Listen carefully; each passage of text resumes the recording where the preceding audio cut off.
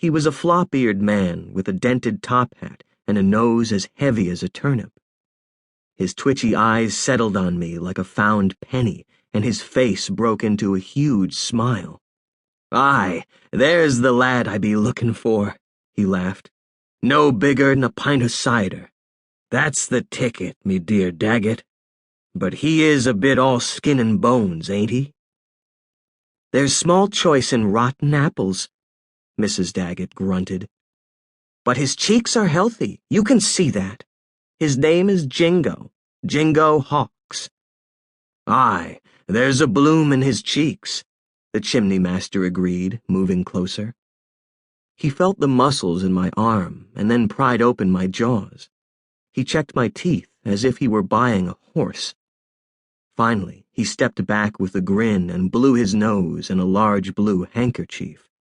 "Be ye a climbing boy, Jingo?" he asked. "Yes, sir," I said. "Fine. First rate. Not afraid of high places and dark places, eh? There's a brave lad.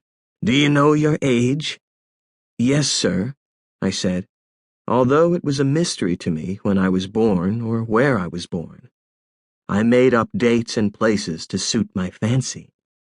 "He's 11 or 12 or 13 by my reckoning," Mrs. Daggatt put in. "A bit oldish," the chimney master said, and gave my dark eyes and curly black hair a squint and a grin. "Brown as a berry, ain't he? What brand of boy do you take him for, me dear Daggatt?" "Mohawk Indian, for all I know. He's learned his letters behind my back and can sign his own name. I hope you won't hold that against him, General." "I'll overlook it," the chimney master grinned, and then rolled his eyes in mock horror.